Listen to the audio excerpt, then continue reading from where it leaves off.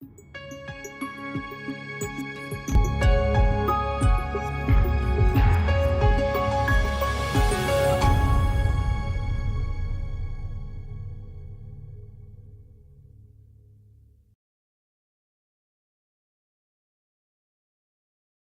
right, thank you guys so much, Carrie. That was a great talk. I have to admit, this is my first web conference, and it's a bit disconcerting to be in my dining room, not being able to see the audience. But I'm just going to pretend it's like talking in the bathroom mirror in the morning. So without further ado, I'm going to be bridging a couple of different disciplines here. So we're going to do a little bit of philosophy, we're going to do a little bit of psychology, and I hope to motivate a general claim that I would love some feedback on because it's a bit heretical. Really, I'm going to be arguing that one of these fundamental capacities, one of these intuitive joints of the mind may actually be empirically wrong and explanatorily not useful. So let's begin kind of at the beginning with philosophers, and let's see how this works. So why do philosophers even care about working memory? Well, this is kind of a joke because they don't.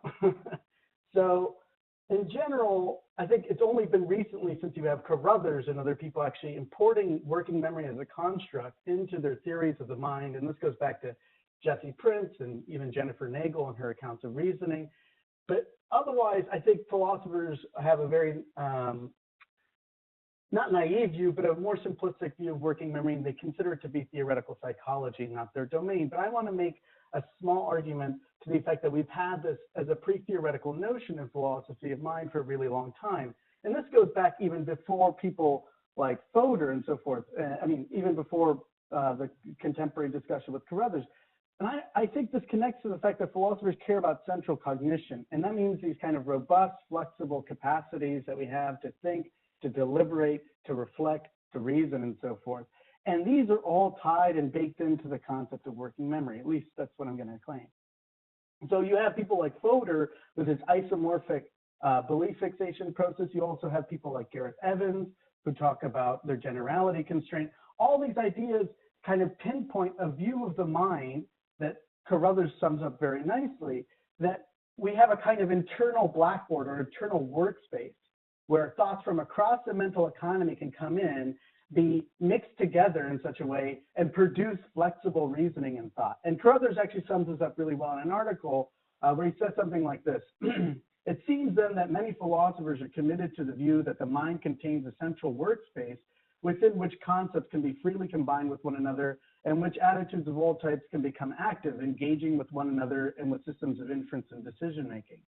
And he goes on to say, there is a real workspace in the mind. That's why, you know, the intro slide I took from Herald Square, where they have this kind of meme about a workspace for how you think. Carruthers says there's a central workspace whose contents are always conscious, and this is working memory. And I would even argue, if we had more time, that this goes back way further. It goes back to Aristotle's conception of fantasia. We've had these pre-theoretical notions of the minimal requirements for a rational mind, which includes something like a flexible workspace or blackboard or whiteboard, whatever you want to conceive of it as, in the mind that is a modal that can bring in ideas and thoughts from across the mental economy. And now we have working memory being substituted in for that role. Here's the point of the entire talk. I mean, in some sense, the talk is getting more narrow than this, but this is kind of the motivation I'm going towards, which is that working memory cannot explain central cognition. In fact, the way we've posited it in terms of a concept and the way we've linked it to these other capacities of higher cognition, including reflection and deliberation, working memory just describes the phenomena it's meant to explain. So there's a couple steps to get here. Step one, we're going to use natural kinds, and I don't want to get hung up. I think this is a mistake, and in the future drafts of this paper, I think I'm going to get rid of natural kinds because philosophers just love these things. They fetishize them, and they get tripped up in arguments over natural kinds. But, you know, to be honest, I think a lot of non-natural kinds are very interesting and useful concepts, things like espressos and voting. I think philosophers spend a lot of time discussing those, and even if working memory turned out to not be a natural kind, it would still be useful. But I think the criteria, the epistemic criteria that are built into a theory of natural kinds are useful to diagnose just what's wrong with working memory. And so for that reason, so we don't build a straw man, we're going to use the most congenial version of natural kinds that I've canvassed from the literature, which is, and Carruthers himself actually explicitly calls working memory a natural kind, which is Muhammad Ali Khalidi's congenial view that's based on property clusters.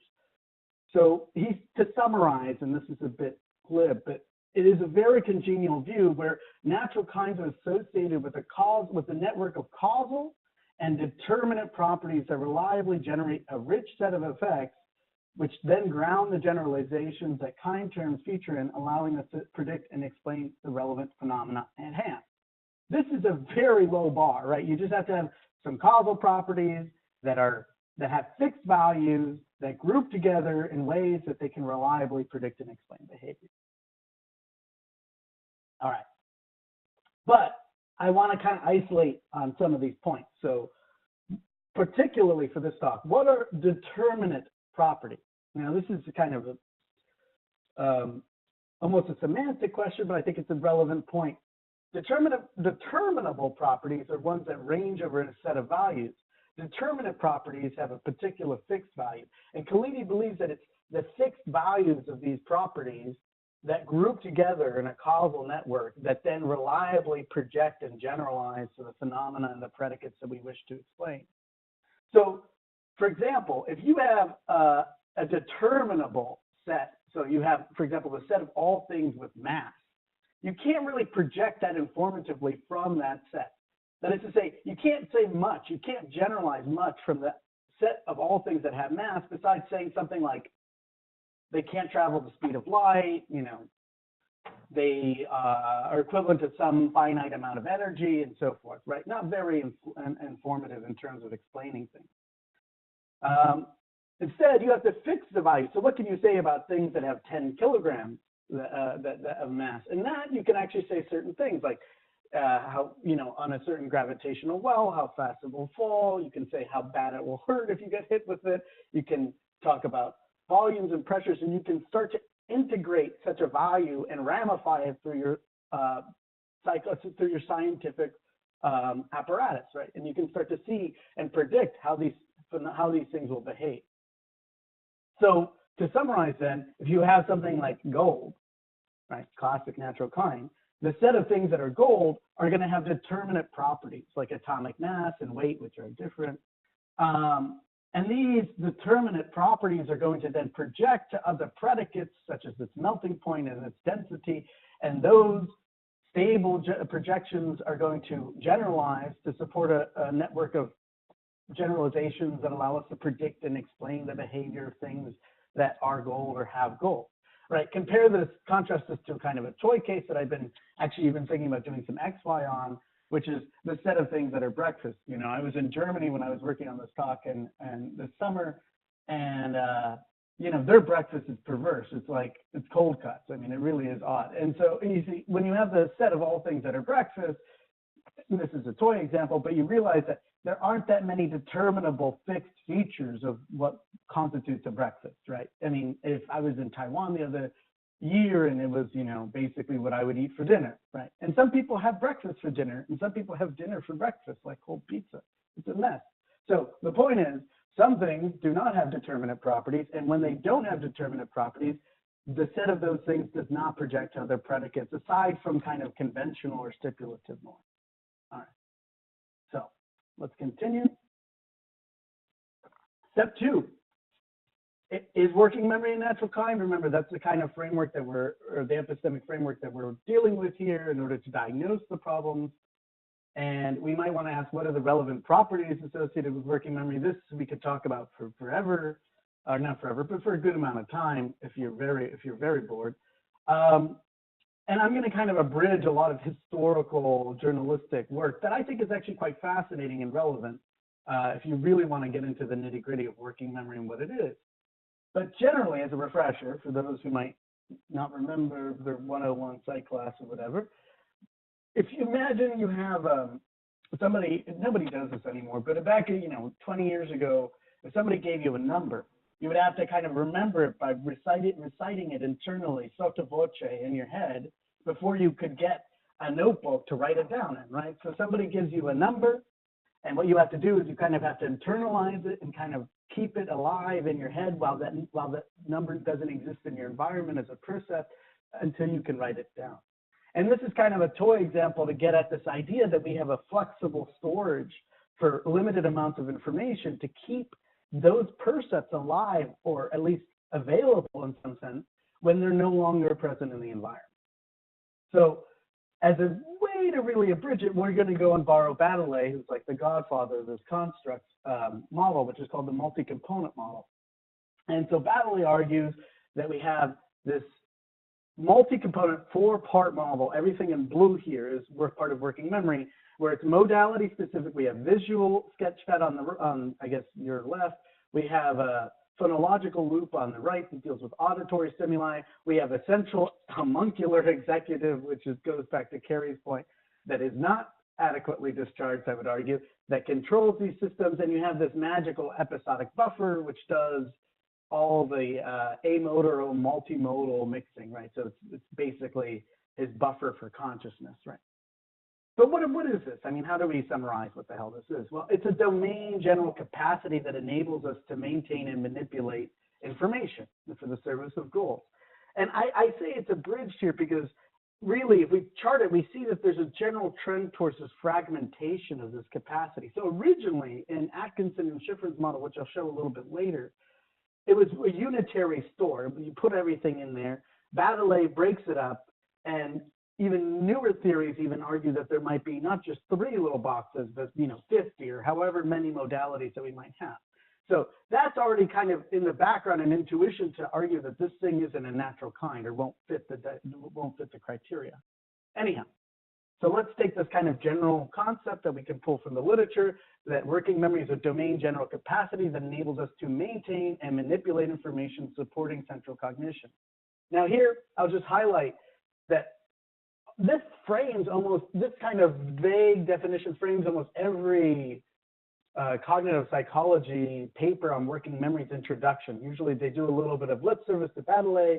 They talk about maintaining and manipulating information. And then around the second or third paragraph, they actually tell you what they're studying, which might be like oscillatory dynamics or whatever, right? And I mean, I have a taxonomy. I actually keep a running list of this definition as it pops up in the literature. People might argue that maintenance and manipulation are separable things. I have a perverse argument that I won't get into here, but I can talk in Q&A, that they're actually variants of each other. But for the purposes of this talk, I'm just going to focus on maintenance because it seems crucial to the mnemonic capacity of working memory, and it seems to exist in every theory of working memory. Every definition seems to at least have maintenance. Manipulation falls out, or it's very task sensitive and so forth. So now we can ask, is maintenance a kind of determinate property? And no, I'm going to argue, right? So this seems trivial, right? And when you kind of think about what is maintenance, like kind of conceptual armchair way. And you realize things like tree rings maintain information about how old the tree is or its environment and how the summer, it's, what is it, not the feeding conditions, but its growing conditions years ago. Rocks, I mean, I was reading an article the other day about how the sea sludge, they drill into the ocean core and they can actually basically read out just what was in the atmosphere at different points in our prehistory. That kind of maintains that information. And then on very short scales, you could even argue that membrane potentials, the way that kind of the ions sort themselves in neurons, actually maintain information about the action potential, or whether it's ready to fire, or whether it has fired. So, I mean, from a very large time scale to a very short time scale, we see that maintenance ranges over a whole set of values. So obviously, per Khalid's notion, we have to render it determinate. We have to fix the value. So how do we fix the value of maintenance? Well, we have to, and then we can verify whether it actually supports these generalizations that ground central cognition, things like reasoning, deliberation, and reflection, all these processes that we're interested in. Well, how do we fix the value? I'm going to argue, if you canvass the literature, there's a bunch of methods. I'm not going to go through them exhaustively, but I'm going to kind of give you enough of textual evidence to suggest that it's probably a bad strategy. So there are at least two ways to do it. You can do it quantitatively or qualitatively. So you can either bound the value very, specifically in terms of a particular temporal range or an amount of a capacity limit, a kind of number of stimuli it can maintain, or you can have kind of qualitative ways to fix the value. And people might push back on this, but I'd like to hear more about why this is not valid, or why this is illicit in a way. So you might say that it has to be a kind of active, engaged maintenance, or it has to be voluntary. And for now, let's just focus on the quantitative one. And this happens every time. So every time you read one of these definitions of working memory, people trot out kind of these little qualitative caveats. They rarely say the kind of bold-faced definition that I gave earlier. They usually say something like, working memory is a capacity that maintains limited amount of information no longer in the environment over a short duration, supporting central cognition, right? So it's a capacity limited, temporally constrained storage buffer that enables us to think and reason and so forth. So I want you to focus on this image. We're all going to do it together for a few seconds. It's not very tough, but you just have to look at it for a bit. And then if you keep staring straight ahead, you should have gotten a tiny flicker. I mean, if we did it for a long time, it'd be a bit more robust. A tiny flicker of what's called a negative after image, right? So you might have seen the American flag in its correct colors. So why did I just waste your time like that? Well, I want to argue that after images, which are actually fascinating, there's a lot and many different kinds of them. But I want to argue that after images, which are, I think we can all agree by stipulation, are not a central cognitive process. They aren't part of reasoning or deliberation or consciousness. Satisfy this definition G, where remember that definition is this capacity that enables you to maintain limited information over short durations that's no longer in the environment. Now, the second part of supporting central cognition, that's a vague hanger-on. You can argue, like, if your job is to sort colors or to sort, let's say you have a sorting gig where you're supposed to sort the after image of various toys or whatever, you see them and then the light turns off and that's how you sort them, then that would count to support central cognition. I mean, that doesn't buy you much in those domains. After images, I want to argue, which are varied and probably not a natural kind in themselves, are cognitive processes that maintain information. They're processes that maintain information that's no longer in the environment. Also, people might argue they're not brain mediated, but a lot of research has shown that there's a lot of cortical activity that goes on with after images. They aren't just pure retinal effects. And then people might argue, well, wait, Javier, they don't manipulate information, but actually we see that if manipulation is just changing of the original percepts, there's a lot of that goes on at the retinal level in terms of you have like Mach band illusions and so forth. You see a lot of lateral inhibition and lateral genicular nuclei. You see a lot of manipulation at many of these levels. Now, is that voluntary? Let's leave that aside for now. But I would argue that if we go down that route, we may start begging the question. All right, so clearly G, working memory in G, is not going to informatively project to the kinds of capacities that we want, namely those that are going to ground central cognition or explain central cognition. Let's go on the other side. Here, I already hinted at voluntariness being problematic, and I'm going to kind of leave it aside, in part because except from the very first theorists, so people like Atkinson and Schifrin, most working memory theorists don't talk about voluntariness as a precondition to working memory. They talk about it as being a kind of active capacity. And I think this part of the talk, I'm going to go into detail just because it's interesting, even if you think everything else I've said is wrong. And I think more people should be aware of it because it's a very cool trend in neuroscience today.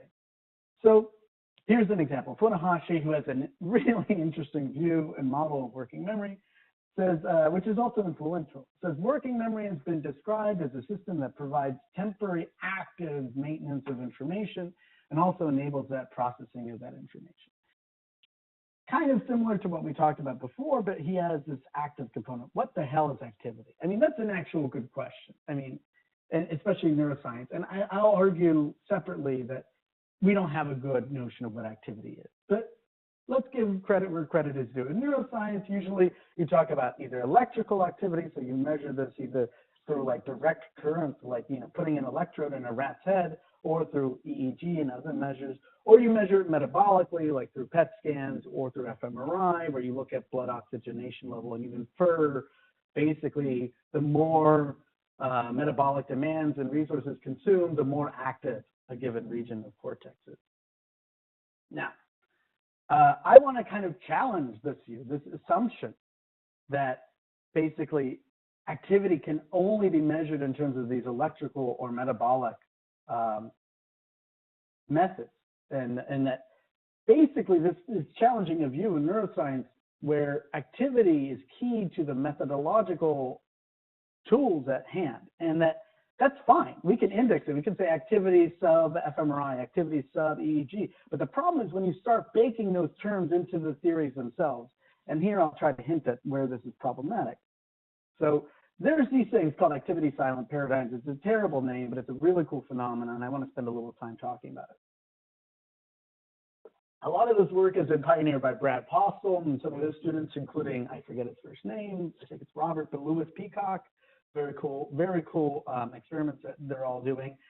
And first, to kind of give people some context, I'm going to show a toy example of what's called a delay match to sample paradigm, which is often used in working memory studies, right? So in these cases, we're going to have two tiers. So I'm going to show you the phase. This is kind of what the subject is seeing up top. And then below that, I'm going to show you the stimulus-dependent fMRI EEG, that is electrical or metabolic activity, which we're going to summarize as SDA, right? So you have your stimulus one, and it says something, it just shows a word think. So what happens is we're going to find whatever region in cortex is responsible for encoding that word and storing it, and we're going to see an elevated response. At least that's what we predict. Then we're going to have a delay period, and this is the magical property of working memory, is that once the stimulus is removed, you still have that internal activation at a higher level. Then you have a probe. So this is the second stimulus, and here the argument would be like match similar words to similar words. Your stimulus-dependent activity still is high. Then you respond, and once you give the response, here would be match or no match. Here, obviously, I hope we can all say it would be a match. Your activity drops down to a kind of baseline. So easy, right? Well, what Louis Peacock and Postel have done, and a lot of other people have replicated recently, is what they call an activity silent retro cue paradigm. So it's a little more complicated, but let's go through it. So we have two targets on screen at once that are modality distinct. So we have a word like think, and then we have orientation of lines. And again, you're doing a delay match of sample. You're seeing if you can pick out what is similar. And below, we're going to show the stimulus-dependent activity. So during the delay, stimulus-dependent activity for both memoranda is very high. Then you have what's called a retro cue. So you have a little clue in. This is similar to the Sperling experiment. You have a little clue in about, hey, you're about to be asked about the top one or the bottom one, right? So here, you're about to be asked about the word. So there, what the researchers see is that your stimulus-dependent activity for the word remains high, but for the orientation of lines goes to a kind of baseline. Then you're asked to give, you're asked to probe, so a second stimulus, so bake. So here we would say bake is not similar to think. But as you see, during that time, the activity that's associated with the first stimulus remains high. The one that's associated with the second stimulus is at baseline. Then you get a second cue. This is kind of the clever part of the experiment. Here, it asks you to, hey, you're going to be asked about the top, the word stimulus again. You have another delay period. As you see here, we actually continue the original stimulus-dependent activity with the word. And then you ask a second probe and a response. Here you would say they do match. Now, sometimes on some of the trials, it goes the other way. So you actually get a cue for the second stimulus. Now, remember, the stimulus-dependent activity for the lines has been at baseline. There's no activity associated with that stimulus. Yet, what we see is when you get that retro cue that tells you, hey, remember that previous, the line orientation? The stimulus dependent activity comes back up. It's almost like it just reappears. And remember, you've had all this other stuff going on in the trial that would normally cause you to distract you or to forget whatever stimulus was on the line orientation. But if you're cued, if you have a successful retro cue, it's like the stimulus activity reappears, and it's not even like we see a heightened amount of activity in whatever region is associated for the line, but this is with linear decoder multiple voxel pattern analysis model. So basically the same pattern of stimulus across the brain that was associated with the line reappears. It's not just like a vague little blob that shows back up. And then you get a probe, so here you would say they're dissimilar. And what's fascinating here, and this is the important part, is that the cue order does not affect performance. So you perform just as well when you have when you follow the upper path, when you've just been cued basically with the same, you get the same two cues in an order, than when you get a mixed cue, which means that like here that all that activity associated with that memoranda is gone, yet it can reactivate itself and you perform just as well as if it had never disappeared at all. That is, if it had always been active. So I know that was a bit rambly, but I think the point is, as Sprague puts it, the representations of information in neural activity patterns may more broadly rely on such subthreshold components that are not typically assayed in neuroimaging or electrophysiological experiments. And what basically he's saying, and these subthreshold components are things like calcium kinetics, or we actually don't really know. People are investigating just what they might be. But a way to translate that is that maintenance is underwritten by at least two mechanisms, one of which is not active in the traditional sense of corresponding to these action potential dynamics and co-occurs in non-central cognitive processes. What I mean to say there is, I think it should be co-occurs in, so this non-active maintenance basically, which I think are population dynamics, subthreshold population dynamics, so things like changing the synaptic density on the dendrites or changing calcium kinetics in the neurons. This stuff occurs just all over the brain. It might be responsible for things like long-term learning and long-term memory. And so it occurs in all these things that are non-central cognitive processes. And yet here it is happening when we're trying to remember things to perform a goal-directed task, which is a central cognitive kind of process. The scary sidebar here is that neuroimaging has a lot of type 2 errors where we said, hey, there's no activity, so whatever this part of the cortex is not responsible for some and such process. Turns out that might be completely wrong. That area of cortex might have been active. We just don't have the tools to pick out the activity where there might actually exist stuff. That's why I kind of don't like the word activity silent. It's really like, it's just epistemically closed to our tools at the moment, but we cannot rule out that because we didn't see a blob on the fMRI graph, that the region isn't doing something important for cognition. I think that's a very important case to point out here. All right, so we're almost done. Somebody's calling me. All right. Two more steps to go through real quick. One is, I think this leads to a kind of dilemma for working memory and its role in explaining central cognition. On the one side, we might say that working memory is all the determinate forms of maintenance. So we just kind of do a big conjunction or disjunction of those terms, things like limited, active, limited, capacity limited, temporally limited. Or we say, no, let's not get crazy here. Sorry, I shouldn't say that, but let's not go overboard here. Working memory is identical to one specific, special kind of maintenance. And I think both of these are problematic for various reasons. If we go the broad route, then we realize that the causal realizers for working memory will include almost the entire nervous system because maintenance is everywhere. It's a property of just how biological systems function. So if we let it run wild, we're going to get the whole body, or at least the whole nervous system. Also, it obscures the explanatory value of these distinct kind of mechanisms for central cognition. As we see, maintenance of different types, whether it's activity silent or activity loud, I guess, are going to be coactive in different ways and contribute differentially to these various cognitive systems. And I think it's important to respect those divides. So you might say, no, okay, let's not go overboard here. Let's just kind of focus on one very special kind of maintenance, right?